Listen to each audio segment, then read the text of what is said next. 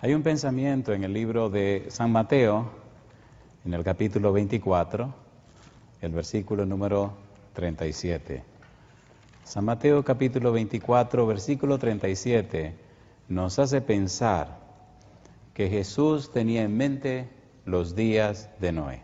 Dice el versículo 37, mas como en los días de Noé, así será la venida del Hijo del Hombre.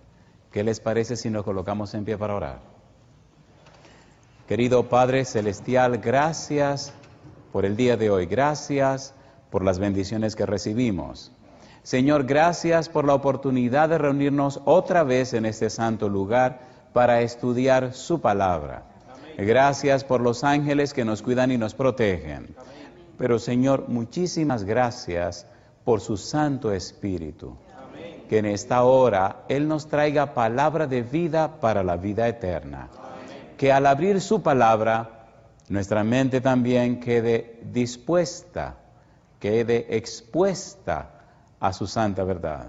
Amén. Que su Espíritu bendito pueda, Padre eterno, introducir su verdad en lo profundo de nuestro ser y que nuestro hombre interior sea fortalecido con poder por el Espíritu Santo.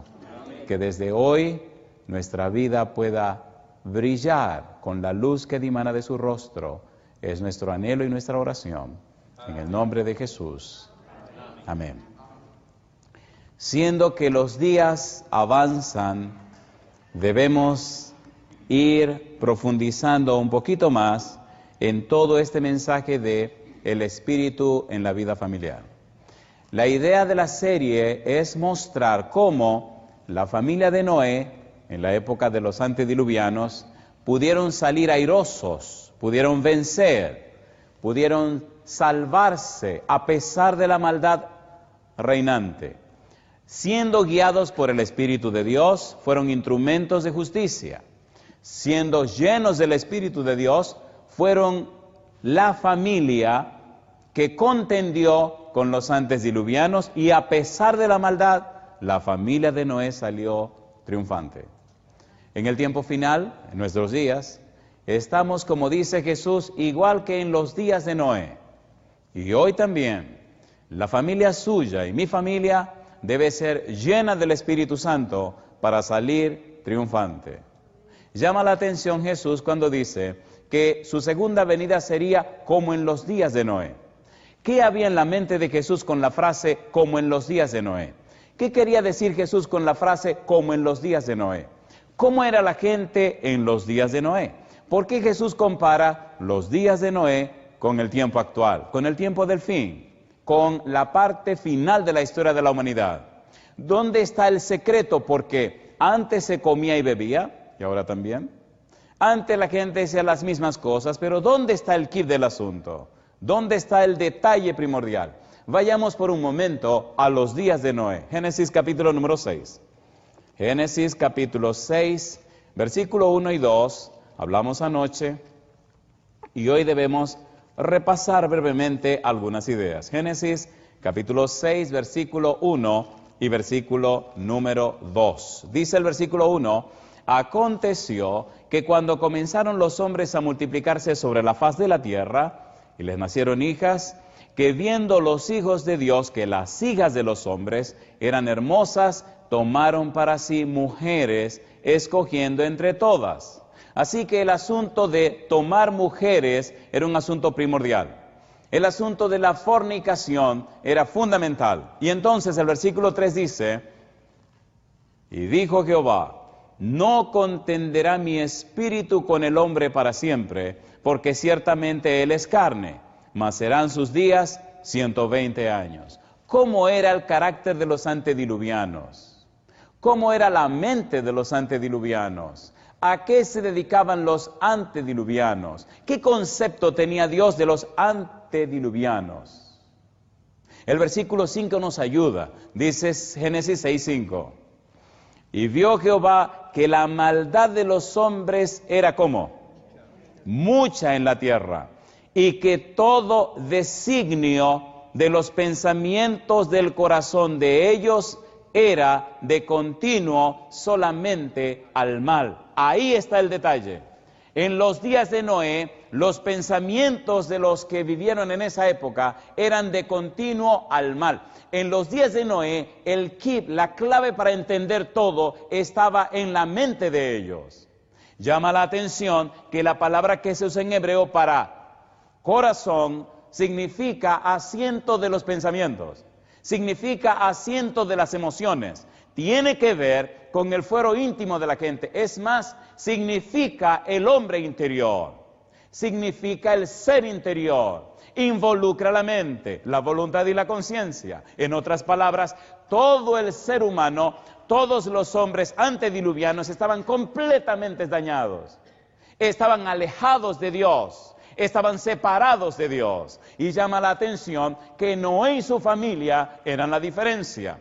A través de Noé y su familia, el Espíritu está contendiendo con ellos. A través de Noé y su familia, el Espíritu está mostrando lo que es distinto a lo que ellos son. Si la vida de estas gentes antediluviana, si la mente de esta gente antediluviana, si el corazón de esta gente está completamente dañado, entonces el Espíritu está trabajando con la familia de Noé en la parte opuesta, en lo contrario. Los designios del pensamiento de ellos era de continuo al mal. ¿Qué significa esto? Vayamos un poquito más adelante al versículo 11. Y se corrompió la tierra delante de Dios, y estaba la tierra llena de ¿qué cosa? De violencia. Y miró Dios la tierra, y he aquí que estaba, ¿cómo dice? Corrompida, porque toda carne, ¿qué dice ahora? Había corrompido su camino sobre la tierra. Llama la atención que en estos dos versículos la palabra corrompida, corromper, aparece 3 veces. De manera que los seres humanos antediluvianos estaban completamente acabados. Su mente estaba completamente dañada. Su mente estaba completamente corrompida.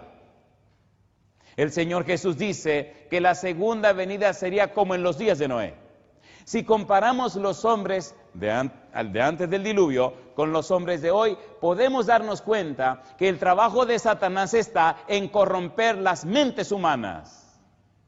El trabajo del diablo está en hacer su obra en la mente de la gente. Él necesita corromper la mente de la gente. Entonces, el trabajo del Espíritu tiene que ser en la mente de la gente. Por eso se hace tan interesante el trabajo de hoy. ¿Cómo trabaja el enemigo en la mente humana? Hasta dónde llegó el ser humano antes del diluvio a caer bajo el dominio del enemigo, de manera tal que su mente quedó completamente corrompida, su mente quedó completamente acabada. Los designios, las intenciones, los sentimientos y emociones, la base misma de su existencia estaba tan corrompida que su mente, su voluntad y su conciencia estaban siendo manejadas por el espíritu del mal. La violencia, el crimen, habían llegado a niveles increíbles. Me gusta la definición que hace el diccionario hebreo sobre la palabra corazón, que aparece en el versículo 5 del capítulo 6. Permítanme leer esta definición. Esta palabra levad significa hombre interior, mente, voluntad, corazón, alma, comprensión, conocimiento, pensamiento, reflexión, memoria, inclinación, resolución, determinación, conciencia, asiento de los apetitos, asiento de las emociones y pasiones, asiento del valor, del coraje, de la valentía. Estaba el hombre completamente acabado. Y a pesar que la humanidad estaba completamente acabada, había una familia de Jehová que estaba completamente establecida por el Espíritu de Dios.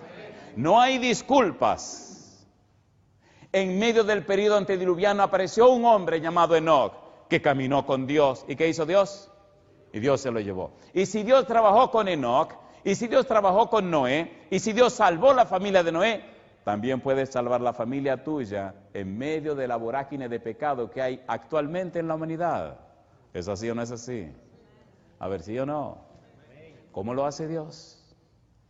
¿De qué manera trabaja Dios? Hay un pasaje en Primera de Samuel, capítulo 16, versículo 7, que pienso que nos puede ayudar en el inicio de este trabajo en esta hora. Dice Primera de Samuel, capítulo 16, versículo 7, un pasaje muy conocido. Primera de Samuel, capítulo 16, versículo 7 dice, y Jehová respondió a Samuel, no mires a su parecer, ni a lo grande de su estatura, porque yo lo desecho. Porque Jehová no mira lo que mira el hombre, pues el hombre mira lo que está delante de sus ojos. Pero Jehová mira, ¿qué cosa? El corazón. Jehová mira el hombre interior. Jehová mira la mente. Jehová mira lo que tú eres en realidad. Aquí un poquito, vamos a complicar un poco la cosa. ¿No le parece a ustedes que cada día aparecen más cristianos en la tierra? ¿Sí o no? ¿Sí o no? ¿No le parece que cada día hay más personas que quieren aparentar que son cristianos? ¿Sí o no? ¿Y dónde está el poder de Dios? ¿Dónde están los Sidkot Yahweh de Jehová? ¿Dónde están los triunfos de Jehová? ¿Dónde están las victorias de Jehová? ¿Cómo es que un mundo que cada día se llena de más cristianos tiene menos poder? ¿Cómo es eso? Jehová no mira la apariencia. Jehová no mira lo que tú quieres aparentar. Jehová mira en realidad lo que tú eres. Si es verdad que estás consagrado a Dios, si es verdad que tu familia se consagra a Dios, el poder de Dios te acompañará. Es imposible estar en comunión estrecha con Dios y vivir una vida común y corriente. Imposible. La falta de esa comunión íntima con Dios, la falta de esa relación especial con Dios, hace que entonces nuestra vida sea una parodia. Necesitamos entender que Jehová mira profundamente lo que hay en nuestro corazón. Jehová sí sabe quiénes somos. Y si en realidad somos lo que somos, y si estamos lo que estamos, el poder de Dios se manifestará en nuestra vida. No importa que seamos o no seamos, que tengamos o no tengamos títulos. Curiosamente, Jehová siempre escogió lo rechazado del mundo, lo que no es, lo necio del mundo, lo que nadie toma en cuenta, para glorificar su nombre. Alabado sea el nombre de Dios. No hay excusa ni disculpas porque la situación es difícil, porque el mundo es malo. No. Jehová es todopoderoso. Puede rescatar tu esposa, puede rescatar tu esposo, puede rescatar a tus hijos y puede hacer por ti lo que jamás soñaste. Es interesante lo que el apóstol Pablo escribe en esa dirección. Y allá llegaremos. Recuerda, querido, querida, Jehová mira el corazón, mira lo que en realidad nosotros somos, no lo que aparentamos. Dios sabe lo que somos. Quitemos la máscara y mostrémonos ante Dios, que es clemente y misericordioso. Necesitamos esa realidad, necesitamos esa experiencia. Necesitamos volver a Jehová, necesitamos vivir una vida real, necesitamos ser francos y sinceros con Jehová. En el libro de Josué, capítulo 23, versículo 14, aparece una expresión muy interesante con la misma palabra de Génesis 6:5. Me gustan las palabras. Las palabras son como vehículos cargadas de significados. Las palabras son preciosas, las palabras son hermosas y hasta en eso ha trabajado Satanás para quitarle el valor y el significado de las palabras. Escuchamos tantos sermones, escuchamos y vemos tantos seminarios y son palabras que van y se van. Necesitamos que el Espíritu habilite y capacite nuestra mente para comprender el valor de las palabras y que esas palabras que se introducen en nosotros nos cambien a la semejanza de Cristo Jesús. Necesitamos esa experiencia. Josué capítulo 23, versículo 14. Y he aquí que yo estoy para entrar hoy por el camino de toda la tierra. Reconoced, pues, ¿qué dice ahora? Con todo vuestro corazón, ¿y qué más? Y con toda vuestra alma, ¿qué cosa? Que no ha faltado una palabra de todas las buenas palabras que Jehová vuestro Dios había dicho de vosotros. Todas os han acontecido, no ha faltado ninguna de ellas. Alabado sea el nombre de Dios. Entiendan en su mente entiendan en su hombre interior, comprendan en su mente y apliquen a su voluntad, reconozcan en su conciencia que Jehová ha cumplido con lo que prometió, que Jehová no miente, que Jehová siempre cumple con lo que dice. Alabado sea el nombre de Dios. ¿Cómo podemos hablar de un Dios todopoderoso? ¿Cómo podemos hablar de un Dios fiel cuando muchas veces vivimos vidas tan miserables? ¿Cómo es posible? Pastor, mire, esto es ofensivo. Eso me alegraría que se ofendiera, porque cuando uno se ofende, ¿reacciona o no? ¿Sí o no? Pero sermones van, sermones vienen y no reaccionamos. Tenemos que reaccionar. El tiempo es corto, el tiempo se acaba. La palabra levá también significa gozo, desánimo, aflicción, tristeza, alegría. Por eso esta palabra es el asiento de las emociones y también es el asiento del aspecto intelectual o inteligente o mental de los seres humanos. La mente de los antediluvianos estaba completamente corrompida, los sentimientos estaban completamente corrompidos, estaban completamente acabados. ¿Y qué hace Dios? Aquí comienza lo lindo de esta noche. En el libro de los Hechos, capítulo 16, versículo 14, en una mente que está tan dañada, que está corrompida, ¿qué hace Jehová? Me gusta Dios, me gusta su palabra, me gusta el trabajo y la obra del Espíritu Santo.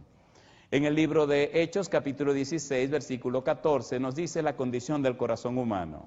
Dice el versículo 14, entonces una mujer llamada ¿cómo? Lidia, vendedora de púrpura de la ciudad de Tiatira, que adoraba a Dios, estaba oyendo. ¿Y qué dice ahora? Y el Señor abrió, ¿qué cosa? El corazón de ella, ¿para qué? Para que estuviese atenta a lo que Pablo decía. El Señor abrió su mente, el Señor abrió su entendimiento, el Señor la habilitó y la capacitó para que comprendiera el mensaje de Pablo. El Señor iluminó su ser, toda su mente, su hombre interior, para que ella comprendiese la verdad. El enemigo está colocando muchas tinieblas en la mente de mucha gente. Hace algunos años tuve que bautizar a una persona que se ganaba la vida asesinando a otros. Estaba en la cárcel, su novia, es una historia bien larga, su novia ya la habíamos bautizado, había tenido un historial delictivo bien feo, y cuando él salió de la cárcel, pues quiso venir donde su novia, la novia le dijo, no, ya yo soy una mujer cristiana. ¿Cristiana tú? ¿Sí? ¿Cómo que cristiana? Ven conmigo a la iglesia. Así que vinieron a la iglesia de Betel, una ciudad que se llama Santiago. Y entonces aquel caballerito empezó a escuchar los temas. Y por la gracia de Dios, el Espíritu le abrió la mente. Y entendió. Y una noche pidió hablar conmigo. Y me preguntó, oiga pastor,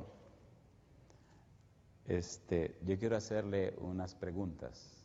¿Cómo no? Déjeme contarle quién soy yo, cómo me he ganado la vida, para ver si usted cree que Dios me puede perdonar. Entonces comenzamos a hablar, se quitó los botones, se abrió la camisa y me mostró el pecho y tenía muchas cicatrices en el pecho. Me dice, ¿usted ve esto? Sí. Esto fue una vez que me dieron 37 puñaladas. Le dije, wow, pero usted es bravo. Dice, no fue por bravo. Yo me he ganado la vida matando gente. Y una vez maté a un muchacho y después el papá y sus hermanos me agarraron, me tiraron al suelo y con cuchillo, cada quien me acuchilló todo lo que le dio la gana. Y no morí, pero seguí mi trabajo. Primera vez en mi vida que yo vengo a una iglesia. Y esto que usted está predicando, yo lo entiendo. Y ahora siento como la necesidad de que Dios me perdone. Ahora siento la necesidad de cambiar. Yo nunca he sentido la necesidad de cambiar. Yo maté a muchísima gente. Mire, a veces cuando los iba a matar, me rogaban, me pagaban el doble de lo que ya me habían pagado. Pero yo era un hombre de palabra. Y no, decía, no, yo cobré la mitad de este dinero, yo no puedo cambiar. Y lo mataba. Yo me iba 6 meses a vivir con una persona o cerca de alguien para ganar su confianza y saber que lo podía matar con seguridad. Usted no sabe el daño que yo he hecho. ¿Usted cree que Dios me pueda perdonar? Mi pregunta, ¿estaba abriendo el Espíritu la mente de este hombre para que comprendiera la palabra de Dios? ¿Sí o no? ¿Tenían los antediluvianos la mente cerrada a la palabra de Dios? ¿Sí o no? Hay un tema que vamos a estudiar que dice, y no entendieron. ¿Qué quiso decir Jesús cuando expresó que en la época actual, como los antediluvianos, no entendieron? Ya hablaremos de eso. Pero gloria a Dios que este hombre pecador entendió. La noche que lo estaba bautizando, llamó la atención el día de la junta, donde comencé a comentar quién era el caballero y cómo a qué se dedicaba. Los hermanos se asustaron. Y la noche que lo estábamos bautizando fue una noche gloriosa. Cuando lo vi bajando la escalera, él venía llorando y sonriente, venía muy nervioso. Cuando entró al bautisterio, recuerdo que llorando me miraba y se sonreía y me abrazó. Le dije, tranquilo, mi hijo, tranquilo. Oramos, lo depositamos debajo del agua, lo subimos. Una sonrisa radiante se aferró y empezó a llorar, a llorar, a llorar, a llorar. Y nada más decía, gracias a Dios, gracias a Dios, gracias a Dios. ¿Puede el Espíritu Santo cambiar la mente de una persona? ¿Puede el Espíritu habilitar la mente de una persona? ¿Sí o no? ¿Tiene el Espíritu poder de cambiar a una persona? ¿Sí o no? Sí, Señor. En el libro de Efesios capítulo 4, versículo 18, mire lo que está pasando con la humanidad, como pasó con los antediluvianos. Efesios capítulo 4, versículo número 18. Dice el verso 18. ¿Cómo dice el 18? Teniendo el entendimiento, ¿cómo? Entenebrecido, ajenos de la vida de Dios, por la ignorancia que en ellos hay, por la dureza de su corazón. El Señor Jesús sabía que como los antediluvianos, en esta época la gente tendría su entendimiento como entenebrecido, en tinieblas. Y perdone usted, no me estoy refiriendo solamente a los incrédulos, estoy hablando también de ciertos cristianos que dicen ser cristianos y su vida dice lo contrario. ¿Es así o no es así? ¿Es así o no es así? Por la dureza de su corazón. Escuchan los llamados del Espíritu, escuchan los mensajes de Dios y se resisten a cambiar para seguir con ciertas prácticas que deshonran a Dios e impiden que otros lleguen al conocimiento del Evangelio. ¿Es así o no es así? ¿Es así o no es así? Quiera Dios que usted no sea una de esas personas.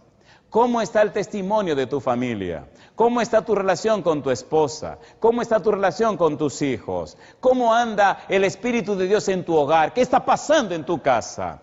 Cuando un hombre o una mujer está en comunión con Dios, cuando un hombre o una mujer tiene una estrecha relación con el Señor, la influencia de su vida afecta a su esposa. La influencia de su vida y su esposa afecta a los hijos. Y la influencia de la familia afecta el entorno que los rodea. ¿Es así o no es así? ¿Es así o no es así? Y entonces se nota y se ve que esa familia tiene poder e influencia a otras familias para que se consagren a Dios. No es un asunto corporativo, es un asunto individual. Y tiene que comenzar contigo, mi negro. Tiene que comenzar contigo, mi negra también. Cuando el Espíritu de Dios se adueñe de cada mente y de cada corazón nuestro, notaremos a nuestro alrededor cómo brilla la luz de su presencia y veremos cómo nos convertimos en fuentes de agua viva para personas sedientas que no saben dónde buscar el agua viva. Hay un programa de radio que tenemos en la ciudad de Houston. El programa es de lunes a jueves, todos los días de 5 a 6 de la tarde. Tengo que contestar muchas preguntas y llamadas de mucha gente, de cualquier religión. Y qué hermoso es escuchar, qué hermoso es oír cuando ellos dicen, gracias pastor por presentarme la Biblia. Yo tenía hambre de conocer y entender la Biblia. Qué hermoso es escuchar testimonios de cualquier país del mundo donde hay programas de radio con los sermones nuestros. Qué hermoso es recibir correos electrónicos de cualquier país del mundo, de personas que bajan de la internet cualquier sermón y abren su corazón y entonces expresan lo que Dios está haciendo en sus vidas. El Espíritu de Dios está trabajando. El Espíritu de Dios y los ángeles se mueven por toda la tierra Pero el Espíritu quiere trabajar con cada uno de nosotros a través de nuestra familia para que otra familia también se salve. Necesitamos rescatar el culto familiar. Necesitamos más comunión íntima con Dios cada mañana. Necesitamos permitir al Espíritu Santo que trabaje en nosotros para que nos cambie y nos transforme. Primera de Corintios capítulo 2, versículo 1. Vamos rapidito, queridos, porque el plato fuerte viene ahora. Y esto es hermoso. Me encanta cómo el Espíritu trabaja en nuestras mentes. Primera de Corintios capítulo 2, versículo 1. Dice el versículo 1, Primera de Corintios 2, 1. Así que, hermanos, cuando fui a vosotros para anunciaros el testimonio de Dios, dice Pablo, no fui con excelencia de palabras o de sabiduría. Versículo 4. Y ni mi palabra, ni mi predicación fue con palabras persuasivas de humana sabiduría. ¿Y qué dice ahora? Sino con demostración del Espíritu, ¿y qué más? Y de poder. Una familia cristiana ordenada, una familia en comunión con el cielo, una familia sincera, una familia humilde, una familia colocada en las manos de Dios, sin pretensiones, recibe el poder y la presencia del Espíritu Santo. Y eso inspira a otras familias. Recuerde, Dios quiere salvar las familias. Versículo número 5. Para que vuestra fe no esté fundada en la sabiduría de los hombres, sino, ¿dónde? En el poder de Dios. Cuando usted le da cabida al Espíritu Santo, cuando usted le permite al Espíritu de Dios trabajar en su mente, entonces comienzan a ocurrir cosas que son increíbles. Cuando el Espíritu de Dios puede trabajar en ti, empieza a revelarte su palabra, los conocimientos que Él ya dio a conocer. Versículo 7. Mire lo que dice el versículo 7. Mas hablamos sabiduría de Dios, ¿en qué cosa? En misterio, la sabiduría oculta, la cual Dios predestinó antes de los siglos para nuestra gloria. Pregunto, si hay una sabiduría de Dios, entonces tiene que haber una sabiduría de Satanás, ¿o no? ¿Sí o no? A ver, ¿sí o no? ¿Y cómo es la sabiduría de Dios? En el libro de Santiago, en el capítulo 3, vamos rapidito, Santiago capítulo 3 establece claramente cómo es esta sabiduría de Dios. Cuando un hombre o una mujer permite que el Espíritu trabaje en su mente, cuando empieza a encaminarse en el conocimiento de la sabiduría de Dios, en su palabra, cuando empieza a llenar su vida con la palabra de Dios, cuando empieza a comulgar con el Espíritu Santo, cuando empieza a llenarse del agua de vida, entonces en su vida empiezan a verse estos perfiles. Dice el versículo número 17, Santiago 3:17, pero la sabiduría que es de lo alto es primeramente ¿cómo? Pura. ¿Qué pasa con la humanidad de hoy? Hasta para anunciarle un jugo le ponen una mujer desnuda, ¿sí o no? ¿Sí o no? ¿Sí o no? Eso es vergonzoso. Todo es una mujer desnuda. Freud se ha hecho el rey de este siglo. La sabiduría que viene de lo alto primeramente es ¿cómo? Pura. ¿Qué sigue diciendo? Después pacífica, amable, benigna, llena de misericordia y de buenos frutos, sin incertidumbre ni hipocresía. Si papá está recibiendo esa sabiduría, refleja estos perfiles. Si mamá está recibiendo esta sabiduría, refleja estos perfiles. Si los hijos están mirando esa sabiduría, reflejan esos perfiles. No importa que el mundo se esté yendo a pedazos. No importa cuán mala esté la humanidad. El mismo espíritu que sostuvo a Noé sostendrá tu familia y tu vida también. ¿Sí o no? Dios no ha fracasado, la humanidad fracasó. Dios no ha rechazado a sus hijos, los recibe con los brazos abiertos. Y yo les pregunto, ¿necesitamos la unción del Espíritu Santo? ¿Sí o no? ¿Necesitamos el poder de Dios para que cambie nuestra vida? ¿Cómo podemos ser tan indiferentes a la salvación de nuestros hijos? ¿Cómo es posible, querido papá, cómo es posible, querida mamá, que sigue con esas cosas ocultas que arriesgan tu salvación y la salvación de tus hijos? ¿Cómo es posible? Eso es increíble. Eso es completamente increíble. Los antediluvianos se convirtieron en cierto modo en lo que Pablo llama hombres naturales. Primera de Corintios capítulo 2 versículo 14. Dice Primera de Corintios capítulo 2 versículo 14. Cómo esta gente no quiso ver nada con Dios. Y hoy día aparece mucha gente así, que no quiere tener nada que ver con Dios. Primera de Corintios capítulo 2 versículo número 14. Dice el apóstol Pablo lo siguiente: pero el hombre natural, ¿qué dice?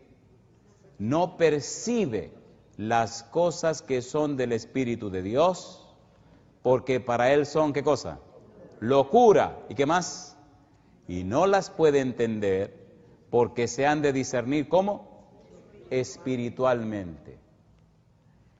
Hoy en día, como en la época de Noé, Dios quiere familias espirituales más que familias religiosas.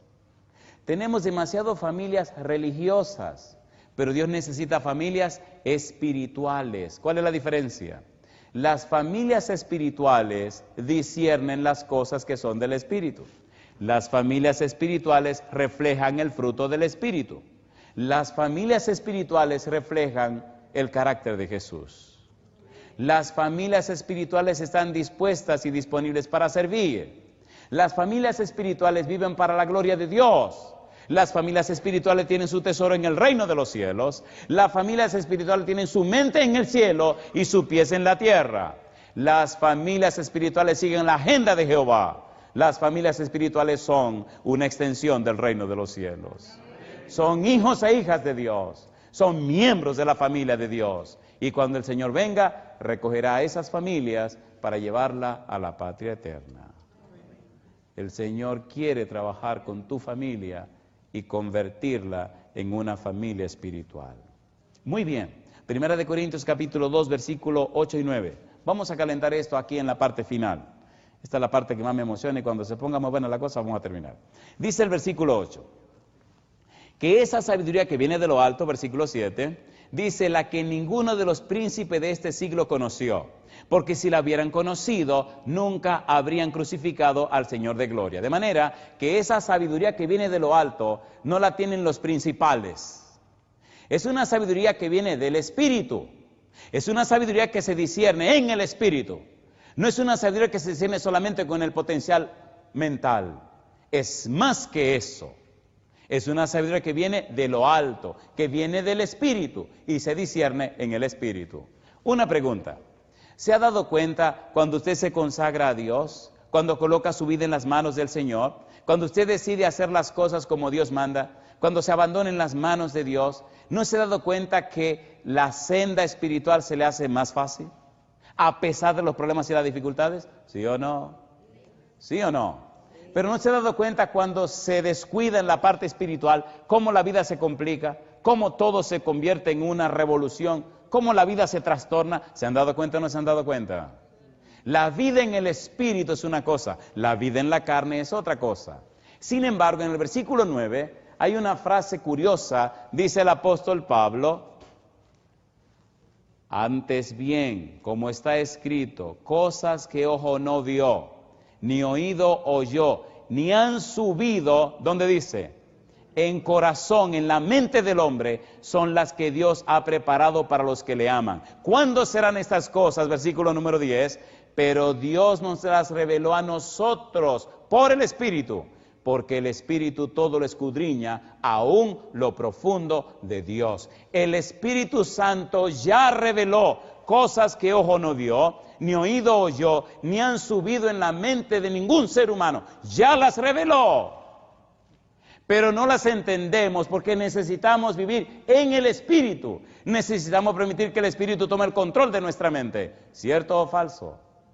A ver, ¿sí o no? Un pequeño examen. ¿Verdad que no dedicamos mucho tiempo al estudio de la Biblia? Un pequeño examen. ¿Verdad que no sacamos mucho tiempo para la comunión con el cielo a través de la oración? Un pequeño examen. ¿Verdad que necesitamos más tiempo de comunión en la casa, en el culto familiar? ¿Sí o no? ¿Sí o no?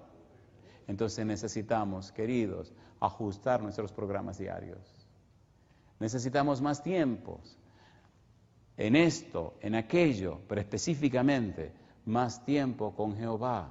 Cada martillazo que Noé daba en el arca anunciaba al Dios que él creía. Pienso que la mayor predicación de Noé no eran sus palabras, sino su testimonio. La verdadera predicación de Noé era cada martillazo en el arca que anunciaba a un mundo perdido que él tenía un Dios todopoderoso. Noé no podía explicar científicamente el asunto del diluvio. Ni siquiera esa palabra existía, ni la palabra lluvia. Pero Jehová había dicho, lloverá, y Noé creyó en las palabras de Jehová. El Espíritu Santo habilitó a Noé de manera que creía lo que no se veía, entendía lo que no se entendía y predicaba lo que no sabía. Su esposa creyó por el testimonio de Noé. Sus hijos creyeron por el testimonio de su papá. Y su familia se salvó por el testimonio de este hombre. Alabado sea el nombre de Dios. Yo quisiera ver la mano levantada de los caballeros que tienen hijos. ¿Cuántos caballeros tienen hijos? ¿No les gustaría a ustedes, por la gracia de Dios, que el Espíritu Santo se adueñara de sus vidas para que su testimonio sea tan leal y fiel que sus esposas vean en ustedes reflejado el carácter precioso de Jesús? ¿Les gustaría eso a ustedes? Sinceramente, ¿les gustaría eso? ¿Sí o no? ¿Le gustaría estar tan cerca del Señor, tan íntimo con Dios, tan lleno del Espíritu, que sus esposas se inspiren a ser mujeres más fieles? ¿Le gustaría eso? ¿Le gustaría vivir tan consagrados a Dios que sus hijos sientan dolor de siquiera hacer cosas que le ofendan a usted? ¿Le gustaría tener esa experiencia? ¿Sí o no? El Señor necesita eso, queridos. El Señor es capaz de cambiar y transformar toda nuestra vida. El Espíritu Santo escudriña hasta lo profundo de Dios y es capaz de preparar nuestra mente, habilitarla y capacitarla para entender las cosas de Dios. Me gustaría esta noche orar por los padres, especialmente. Discúlpenme las damas. Y me gustaría, mientras Sara canta, me gustaría, por favor, que ustedes acompañen a Sara en sus mentes, en sus pensamientos, en este himno que para mí significa mucho. Yo voy a pedir a todos los que son padres, todos los que tienen hijos, si se atreven conmigo, pasen aquí al frente conmigo, vamos a orar a Dios, vamos a hacer una oración de consagración para todos los padres, dedicar a todos los padres a nuestro Dios en esta hora. Y usted allá donde quiera que esté, en cualquier lugar del mundo, si es un padre, si tiene hijos, por favor, acompáñenos. Si está en alguna iglesia o en alguna casa, póngase en pie con nosotros para que las bendiciones que pediremos a Dios sean parte de su vida. Y escuche, por favor, con cuidado, las palabras de este himno que Sara cantará. Que el Señor sea nuestro protector, que el Señor sea la razón de ser en nuestra vida, que el Espíritu Santo repose en nosotros. Ese será nuestro anhelo y oración.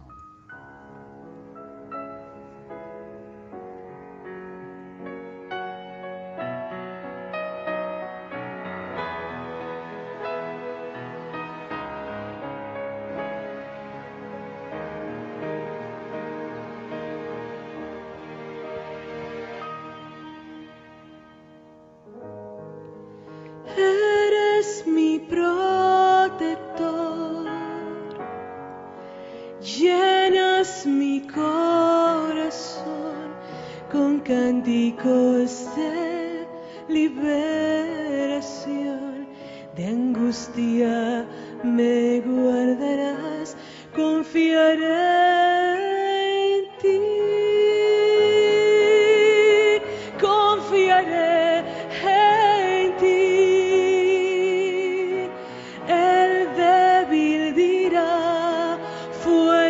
Soy con poder del Señor. Eres mi protector, llenas mi corazón con cánticos de liberación, de angustia. Tú me guardarás, confiaré en ti, confiaré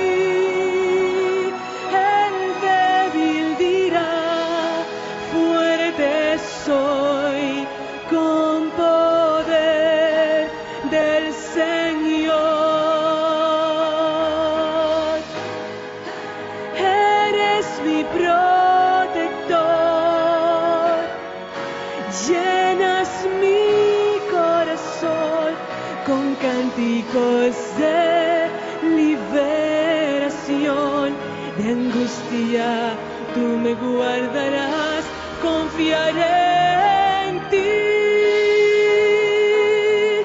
Yo confiaré en ti. El débil dirá, fuerte soy, con poder del Señor. Confiaré en ti.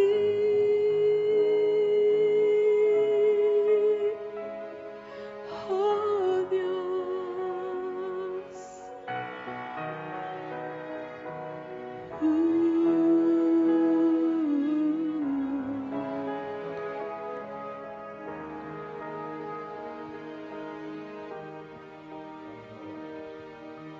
El hombre tiene que ser encarado con la muerte.